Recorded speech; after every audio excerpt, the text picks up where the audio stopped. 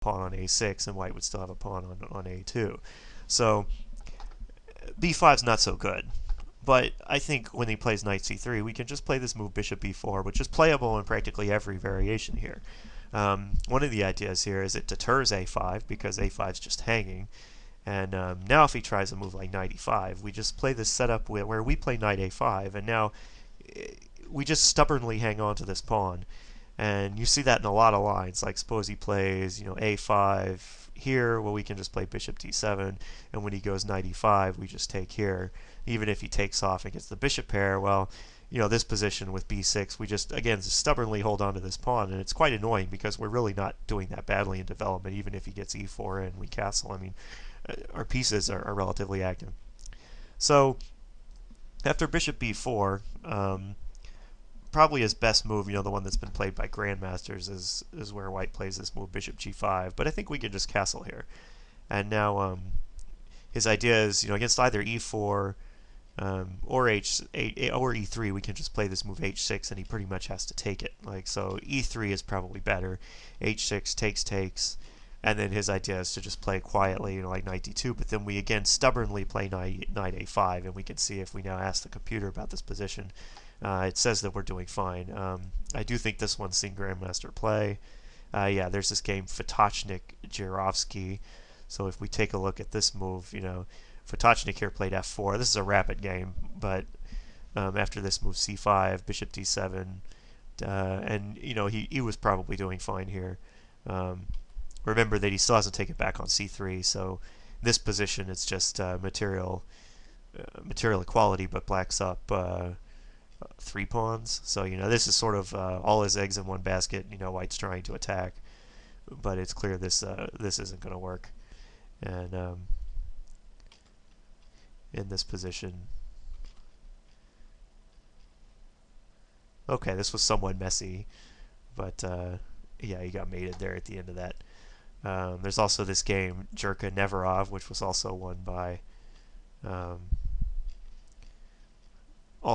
black. And again, we can see that he's not really experiencing any problems here. He's just taking things and every, just the tactics just tend to work out in this position.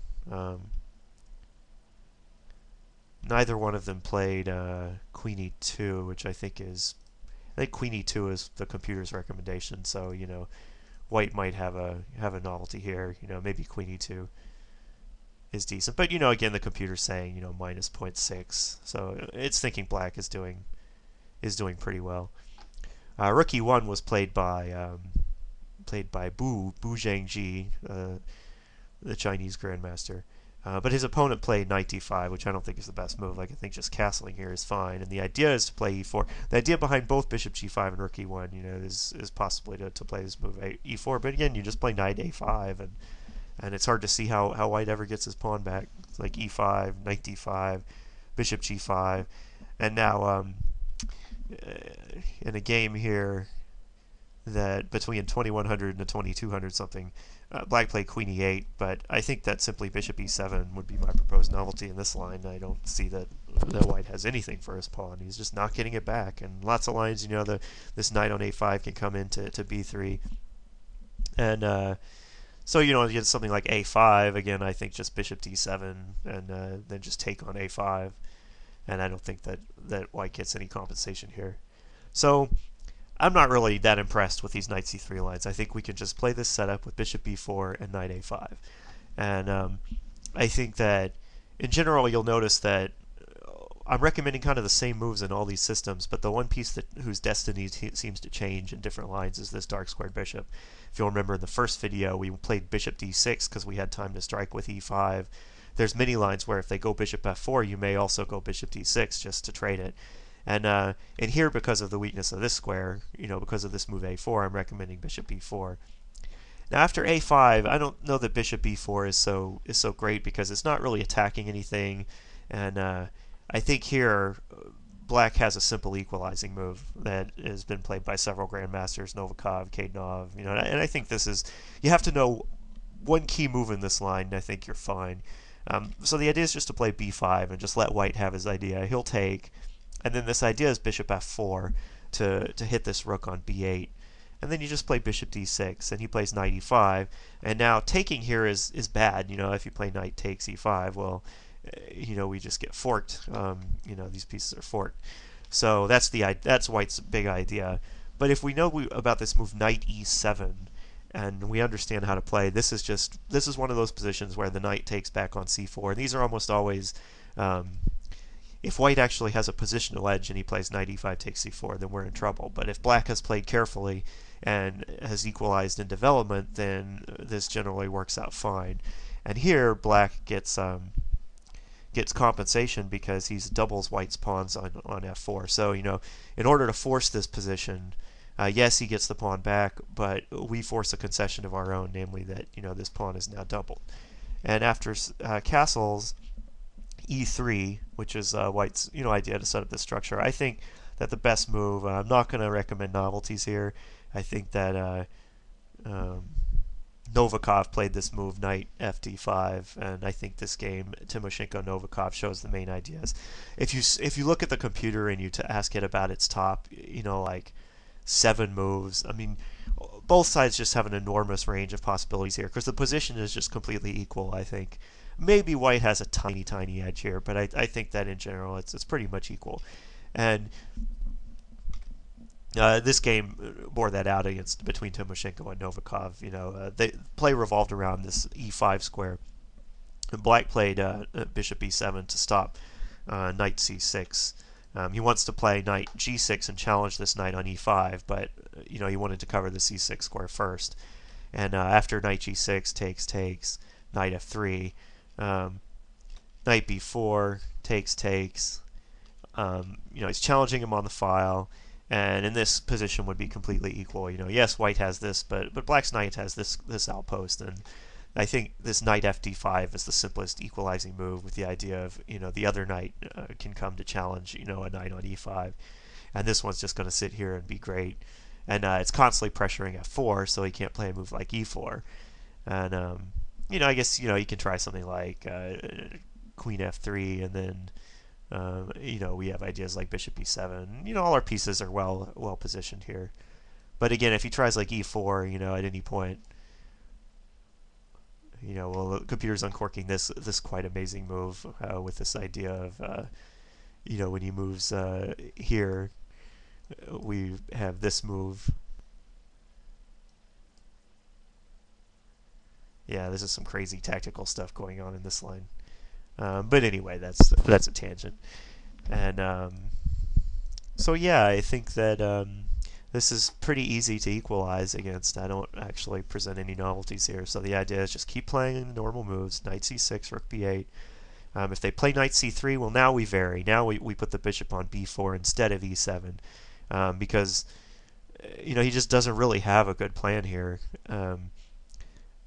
I guess one of the key ideas that I didn't mention is that the main idea of bishop b4 is if he tries to just play like the normal line of from our previous video of playing e4. Well, in this position, in addition to having this knight a5 plan here, we might be able to get away by just playing this. This may be too much. The computer is saying it's like minus 0.48, and I think this is why you don't see White playing e4, is because it's simply hanging. But it's not clear that that's actually Black's best line. Again, I think you can just castle in these lines, and for example, if he tries to just keep playing like normal, like d5, well, in this position, we've given ourselves this a5 square, and it's a lot more awkward. This piece placement is just really good. So like, what ideas does he have here? Like his normal idea was playing like knight e5, but with our knight on a5, there's just no worries. It's just not going to get this back easily. So we can just keep developing. You see the computer saying it's minus 2.5, practically. So White can't play like normal moves. He's down a tempo, and he's just, this setup with bishop e4 and knight a5 is just really strong. So that's the idea I think you should take away from this video. And on a4, and if they try a5, I'm recommending just push b5 and just let him have his idea. And let's see, does he have any ideas besides bishop f4 here? Let's look in the database. No, it looks like e4 was played one time, but Um, let's see. Against e4, we could simply play. Just seeing what the computer recommends. It's saying bishop e7, bishop b7 is fine. So like if he plays knight c3 here, I'm letting the computer think for a bit. It's liking knight b4 here, so play it like our normal line, but with the bishop as well placed on. But I think knight a5 is interesting. Maybe in this position, bishop e7 is an interesting novelty, and although maybe then he can play bishop f4 and we'd have to move it. So maybe that's the idea behind bishop e7 is that we're waiting for him to develop his bishop here, where we'll come back and play bishop d6 probably. Maybe not though. Maybe we can't play bishop d6, so yeah. But I don't know. I mean, that's been played one time, and you're unlikely to see that. Most people who play this line and know it, if they know to play a4, a5, they're probably going to play this bishop f4 idea, and then you just have to remember this knight e7 idea, and we're basically just playing to get an equal position. It's not the most exciting. If you want something a little more exciting, you might want to look into bishop b4 against everything. So like bishop b4 here is a possibility, but I just think there's novelty. I was finding novelties for white here, like rook a4, which hasn't been played but which seems interesting, and I just don't think taking on a5 is as clear cut as you would think. So that's why I like this simple line with a5 and b5. So okay, so now next I'm going to look at knight a3 systems. Okay, so the first question is right after we play a6, why can't they play a knight a3? Why is this never played? And the reason for this is pretty simple, and that's that white doesn't want to play knight a3 before he's castled, because he's going to run into various lines where we check here, and he would really like to have the knight, where it guards these squares. So he's basically, in this position, we could just play b5, and after a move like knight e5, bishop b4 check, we can see there's a lot of annoyances, like this pawn is hanging if he blocks. And on something like bishop d2, we could just do something like this, and it looks like we're just up a pawn here. This bishop is not placed. One of the main ideas of knight a3 when you get this structure is to put the bishop on the long diagonal instead. So this is never played here, and I think you could also probably just take it, but I think that b5 is trying to exploit his move order is right here with this bishop b4 check, and I think this position is really strong. If we ask the computer, it will basically say, yeah, it's saying that black is doing well here, minus 0.8. I think that there's probably other ways to exploit this too, like right away we could probably play bishop b4 check, but at any rate, I think that most of the time they'll castle first, and if they're going to play this. And now knight a3, if we look in the database, we see that it has been played, 27 games, and it's been played by some 2,600 players, and mainly this guy Kozol, although you'll notice he lost to Jovanic, a 2,400 something player. He lost to Kavenis, a 2,500 player. He did beat young Petrosian, lost to Davidovich. So, he's only 1 for 4 in this against lower rated opposition, so you can see that he hasn't done that well. Which is always a good sign when the GMs aren't doing well on the line. I'm going to recommend, again, you'll notice this theme of this bishop is a flexible piece. We tend to play the same types of moves, but this bishop does something different depending on what white does. So bishop takes a3 is what I'm recommending, and then again we just play our standard rook b8. White will almost always, if he knows what he's doing in this system, he will play bishop b2. This is what makes this system unique, and I recommend, even though our pawn isn't attacked, I like playing b5 here because, like, suppose we just castled here instead of playing b5. I mean, it's definitely not bad, and I believe it's been played. But after queen c2, we'll have to play b5 anyway. So maybe it doesn't matter. Maybe you can castle, and it's just going to reach the same position. White plays queen c2. He's eyeing this square. He's eyeing this square. Given a chance, he might play a4 at some point. He's also covering e4 so that he can come through, with pawn to e4. That's really his main idea. And note that here, this capture does not work.